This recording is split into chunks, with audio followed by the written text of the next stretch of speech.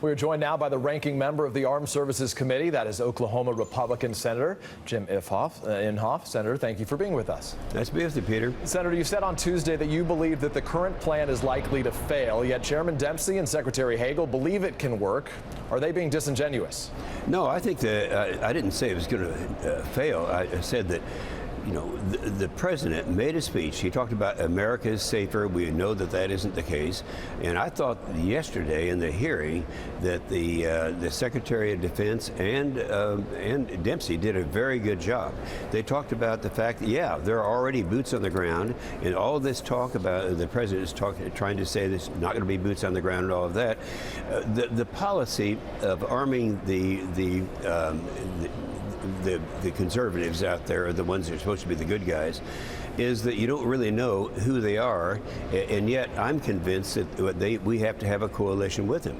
And I think that's, frankly, I think voting on that in the House of Representatives is not that decision should be made by the military, not by a bunch of people who are worried about what people think at home. Yes, I think the transcript says that you did say it was likely to fail, but what you also said was that the president should admit that we already have boots on the ground, that you think sending troops is the right move, even though polls show the public doesn't want that. Why is that? Well, first of all, the general, you know, he knows what he's doing. He's been over there for a long time. He knows what's going to work and what isn't going to work. Now, I asked the question, Peter, that what will happen if we have one of our guys up in the sky have to bail out? Are we going to have anyone down there to be people on the ground to protect him? He said, yeah, we are. We're also going to have people directing the war that's taking place down there. So we have boots on the ground now.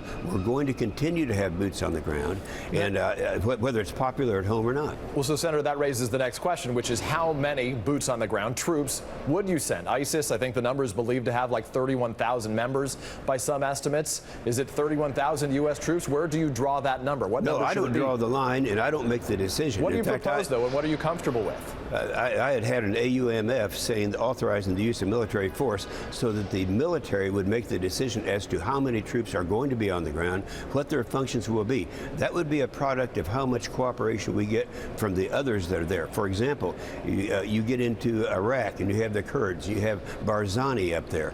They are good fighters. They need support. What we should never have done, and Peter, we put it down in writing and begged the president not to pull everything out, at least leave the ISR there, which is intelligence, surveillance, and so we won't know. We can't say, and we shouldn't say, that should be a military decision. But this notion that we're not having boots on the ground that the president keeps saying is just not true. And clearly, we have boots on the ground right now, and there's going to be more. And clearly, Senator, obviously that idea of support from Arab allies in that region is so significant to the president's plan here. Do you expect that the plan being considered in the House will hit any roadblocks in the Senate? I don't know, but I think when you look at our allies, we have some that really are allies, and Jordan comes to mind because the Prince of Jordan was in my office 2 days ago. He said, yeah, someone's got to be the lead. No one else has the capability. But are they going to follow is the question. Are they going to show up with the numbers that the U.S. needs for this effort to work? Well, I'll say this, Peter, there's no easy answer to all this stuff. We don't know of what exactly is going to work. We just know that we're in the middle of a war. And for the president to characterize this as some kind of a ragtag a group of people, terrorists out there, when it is a giant army now, it's growing every day. They have tanks, they have heavy artillery, and this is a war. And people are going to have to get that into their minds and understand we've got to win the war. And it does affect the homeland. You know, that's the big issue. And all of them admitted, including the two witnesses yesterday, that yes, our homeland is hit. Yeah.